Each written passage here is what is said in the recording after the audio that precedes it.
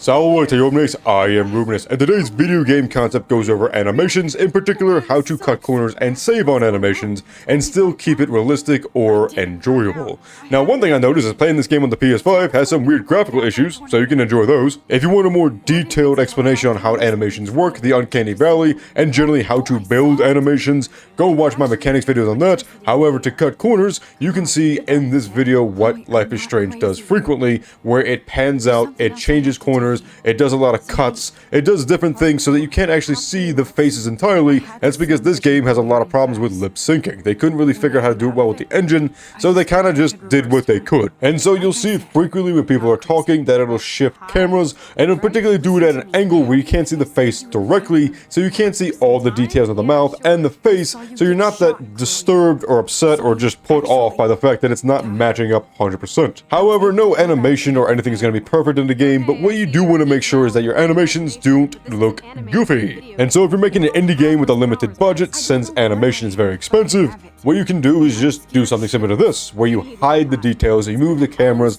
you do certain things so that you don't actually have to animate the faces or do them particularly well. Or you could just do what we did in the old days in the PS2 and just not move the mouth at all. Players will get accustomed to what you do, but just make sure that what you do isn't terribly done. If you make an attempt that's half-mouthed, people will recognize it and they will be put off by it, much more so than someone talking while actually not moving their lips. A couple other things you can do to hide the major dialogue is either to have a helmet or a mask on that'll obviously hide the face in its entirety, or you could have a recording that just plays the audio dialogue that you need to have, but you actually don't need to animate the mouth movements. It's much easier to animate hands and arms than it is to animate the mouth correctly. And also for your animations in the world, such as things moving around and these logs, you want to make sure it doesn't look goofy either. Especially for indie games, you might not get everything perfect, and more than likely there's going to be some clipping that happens, but maybe as they roll down this hill, take the rock off or have these specific logs move in a certain way that goes over the rock. This looks really goofy and just kind of low budget, which of course if it's an indie game that's going to happen.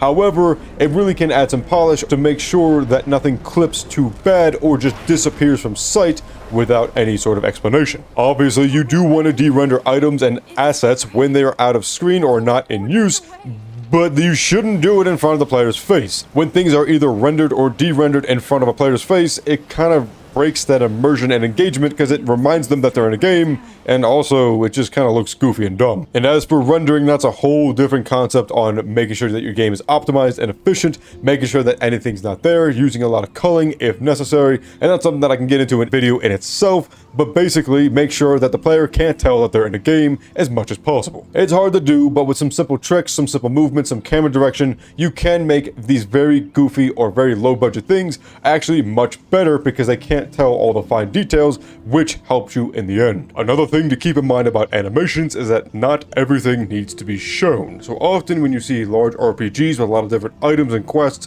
whenever they give items to the player, you notice the camera is actually shifted up away from their hands, so you don't actually see anything being handed over. Sometimes you see them carrying large chests that just come out of their back. You know, there's certain things that just don't need to be animated or realistic because it's a video game. There are times where you just need to break that idea of realism just to make it simple and efficient for the player. If every game was Death Stranding where you're carrying 30,000 pounds on your back, it would get extremely annoying. Thanks everybody for watching. I hope you enjoyed this one. If you did, make sure to like, comment, subscribe, and ring the bell to be notified of future videos. But until next time, Walete Omnes.